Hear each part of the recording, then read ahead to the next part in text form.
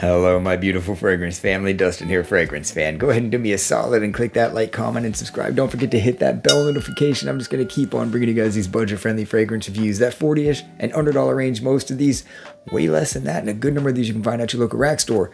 These two I got for you here today, I found at my local rack store. One, I just did a YouTube short on. The other one, I just picked up today. I wore a little bit, but nobody has a review on this one, so I wanted to beat everybody to the punch.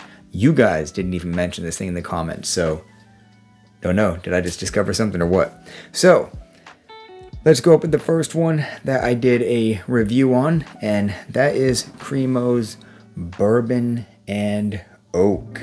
The reason why I chose this one over another fragrance I was debating, Perry Ellis Aqua Extreme, is because A, this was cheaper. It was like $12.99. B, I have a bunch of Cremos, so this would look good in my collection. And C, this is more appropriate for this time of year. So a little bit about the presentation. All these Cremo bottles, they look the same. Of course, the juice in this, as you can see, is kind of a yellowish, opaque type color.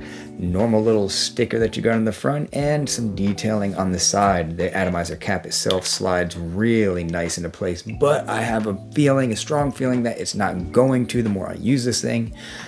Because my Spice and Black Vanilla doesn't, and a couple of my others, they just like fall right off. And the cap, or the atomizer itself, they all squirt out good.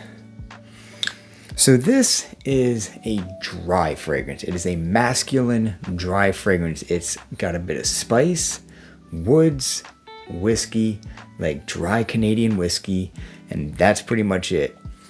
The woods are quite dominant. Then in second place, I would say the whiskey and the spice right behind that. Like the spice amplifies the whiskey, and the wood is just the body of this whole thing, but it's like specifically like a whiskey barrel kind of a smell.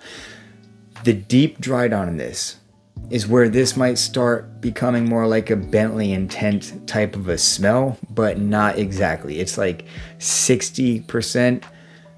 And in the beginning, it's like 20% Bentley for Men Intense. Because it's not sweet. It's missing a lot of stuff that one does. This is just that dry, whiskey, woody, spicy, masculine, cool weather. Works to be dressed up. You could dress this thing up. But my only fallback on this one is the fact that the performance isn't the best, right? Usually these cold weather fragrances, I expect them to last a good amount of time, be fairly loud, be able to cut through that cold weather. But that's not what this one is. However, I will easily find excuses to use this one. If I'm just going to the dollar store or the gas station or something real quick and I want to throw something on at night, this is probably going to be the one.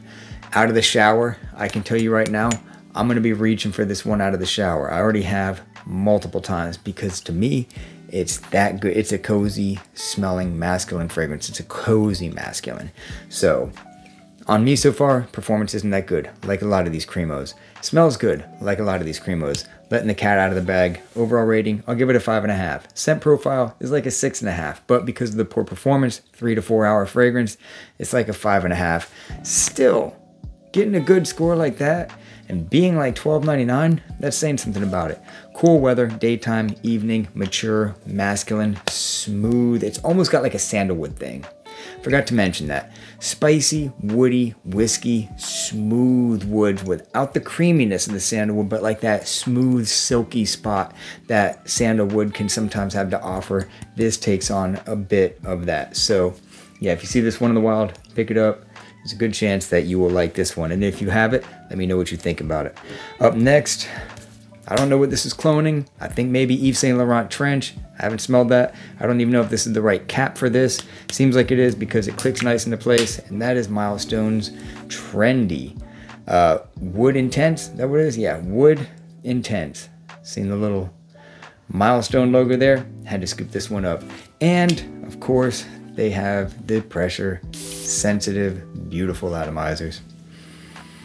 So this is a funny fragrance.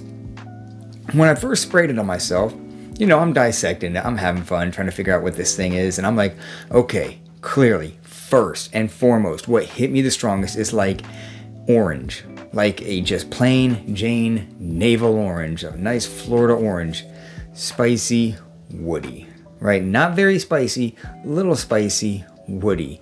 Then it seemed like some lavender started coming out, but it wasn't lavender, I don't think, but it had kind of like this soapiness that sometimes you can find in like lavender scented soaps, like that kind of thing, because it had a soapy feel to it. Then it started to get warmer. Cardamom. I could clearly start detecting some cardamom in here. Then it started becoming creamy with that cardamom, like almost a sandalwood white floral thing. And it started losing all of that mandarin, all that citrus and stuff, it started losing. And it just became a creamy, cardamom, spicy, floral, woody scent profile. So I don't know what it's cloning, but to me, that's what I'm getting. Opens up fresher, you know, orange, spicy wood, fresh, loses all that orange, takes on that warm, spicy cardamom, gets a little bit thicker and richer and creamier, heart of florals, and a good dose of woods in the base of it. Don't know what it is. That's what it smells like. And to me, so far on my skin, for the time that I've wore it, it was pushing off pretty good. Pushing off pretty good. I could smell it the whole time for a few hours till I got home. Sprayed a couple sprays on my hoodie. It's starting to get cool outside right now, and so I wore my hoodie to the gym. Did my first 4 sprays. 1, 2, 3, 4. Let's see how this thing does, right? I know it's not really a gym fragrance, but 4 sprays, why not, right? Who's it gonna choke out? I go there and, you know, it's about 45 minutes later, I'm into my first set, you know, just doing like military presses and stuff. And I'm like, okay, this dry down is actually stronger than I thought. Other people around me could probably smell this if there was somebody close to me. And by the time I was done, I was like, I kind of need to take this thing off because it's pushing off pretty good and it's not a gym scent, but it smelled good. It did smell good. And it lasted on that hoodie the rest of the time until I put it up. So it was at that point in time at least a 5-hour fragrance. It's probably stronger than that, but if I just say this is a good average performing fragrance, I will give this a 6 out of 10. If the performance is bumped up a little bit like I think, it's like a 6.5. It's tiptoeing on that gem territory. This is a good smelling fragrance for what it is. $14.99. Again, it opens up like an orange, woody, spicy, touch of like lavender going on. You do get hints of that cardamom. 10 or 15 minutes into it, a good dose of that cardamom comes out. It becomes creamier and thicker, and it almost takes on a Yves Saint Laurent La Nuit de l'Homme, a little bit of that, or, you know, kind of like this, actually. The dry down, similar, but not the same, similar. Heavier and creamier than that. So, yeah, 6.5 out of 10. Oh yeah, cool weather, kind of a little bit more of a formal type of smell almost, but you can use it whenever, but it kind of does have a little bit of dressed up feel, and it's unisex, I feel like. But it's definitely geared towards the cooler weather, daytime, probably better than the evening, but still okay for the evening. And it's mature. It's not a youthful, crowd-pleasing fragrance, but for me, it's pleasing to my nose. Oh, and side note, these fragrances, I saw this one and Pharos. I'll describe this one real quick, and it's clear. So I don't know what's up with that. Everything else is the same, but the bottle itself is clear, kind of like with a blue tint. Pharos was like the black and chrome, but clear. The bottle itself was clear. So I feel like the black one is probably clear. What is that intense, whatever, I'm having a brain fart. Anyhow, the black one, you know, this one, yeah. Goodness, men only intense. I'm sure that it's probably clear too. I don't know what they got going on there, but they smell the same. They seem to smell the same.